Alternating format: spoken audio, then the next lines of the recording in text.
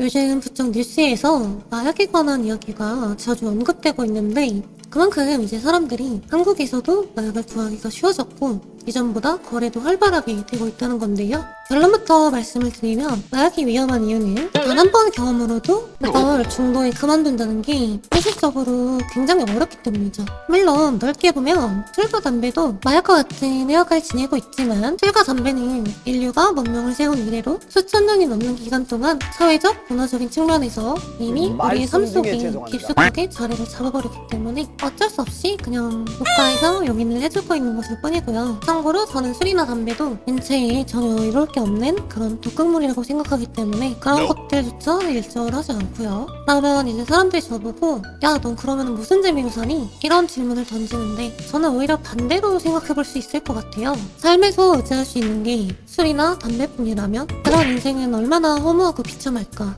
결국 담배나 술이라는 거는 우리가 즐거움을 누리기 위한 어떤 하나의 방법일 뿐이지 찾아보면 사실 더 건전하고 의미 있는 그런 유익한 취미들이 많을 텐데 굳이 그렇게 해야 되나? 라는 생각을 항상 저는 가지고 있고요. 술과 담배가 없이는 내가 나로서 존재하지 않는다면 오히려 그것이 훨씬 더 불행한 삶이 아닌가 그렇게 생각을 해봅니다.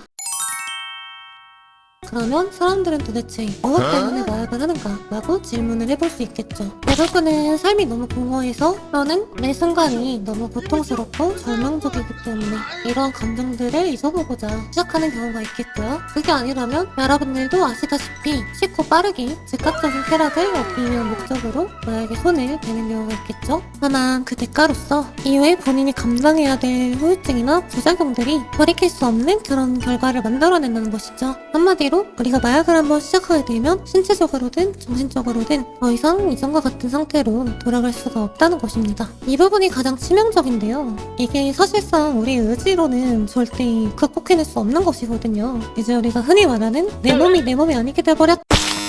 이어서 계속 말씀을 드리면 마약은 쾌락 때문에 하는 것이 아니라 금단 증상을 메꾸기 위해서 하는 것이다 라는 말이 있습니다. 일반적인 통용어로는 우리가 마약을 하면 기분이 좋아질 것이다 라는 막연한 인식이 널리 퍼져 있는데요. 아주 틀린 말은 아니겠지만 사실은 또 그렇지만도 않다는 것이죠. 일단 첫 번째로 우리가 살아생전에 느껴보지 못한 그런 강렬한 감각이 압도가 된다는 것이죠. 하지만 전 이것을 쾌락이라고 표현하고 싶진 않습니다. 마약 중에서는 쾌락뿐만이 아니라 감각이나 각성 같은 부가적인 효과들을 주는 경우도 있기 때문이죠. 아무튼 뭐 이런 걸 떠나서 진짜 문제가 그 다음에 찾아오게 되는데요. 각종 부작용들은 물론이고 몸과 정신을 아우르는 매우 강력한 금단 증상이 사용자에게 찾아온다는 것이죠. 이 시점에서부터는 마약이 주는 쾌락보다는 마약을 하지 않았을 때 발생하는 고통이 더 크게 느껴진다는 겁니다. 때문에 고통을 피하기 위해서라도 사용자 입장에서는 본능적으로 고통을 피하기 위해서 마약에 또다시 손을 대게 되는 것이죠. 결국에는 악순환에 빠지게 되는 것인데요. 그런데 더 큰 문제는 공교롭게도 이러한 상황이 반복되면 반복될수록 우리 몸은 마약에 대한 내성을 갖게 된다는 것입니다. 그러면 결국에는 언젠가 자신의 몸에 시사량을 넘어서는 용량이 투여가 될 테고 그렇게 되면 사용자는 결국 사망까지 이르게 되는 것이죠.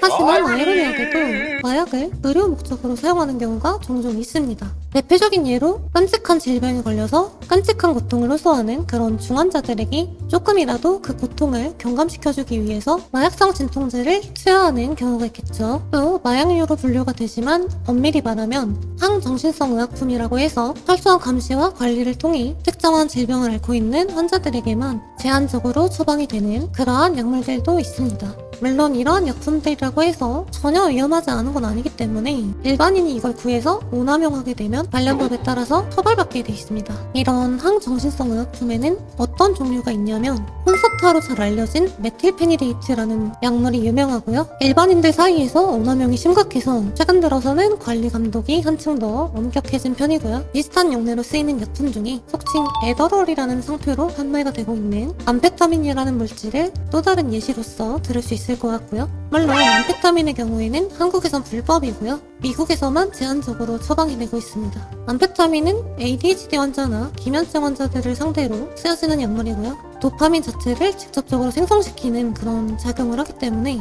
메틸페니데이트보다 오남용될 가능성이 훨씬 높고 훨씬 더 위험한 그런 약물이라고 볼 수 있는데요. 국내에서는 한 연예인이 이것을 불법적으로 반입하려다가 통관 절차에 걸려서 암페타민도 향정신성 의약품으로서 등록을 할지 말지에 대한 그런 논의가 뒤엎어지게 되는 그런 계기가 되었죠. 그래서 이것을 필요로 하는 많은 환자들이 아직까지도 이것을 처방받지 못하고 있는 그런 상황이고요. 일단 저 같은 경우에도 ADHD와 기만증을 동시에 앓고 있기 때문에 이러한 상황이 저한테는 너무 아쉽게 느껴질 수밖에 없고, 아무튼 항정신성 의약품이라고 해서 일반인들이 오남용해도 된다 이런 뜻은 절대 아니니까요. 개인의 욕심으로 인해서 애꿎은 다른 사람들이 불편함을 감수해야 하는 그런 상황은 되도록이면 발생하지 않는 것이 좋을 것 같다라는 게 저의 바람이고요.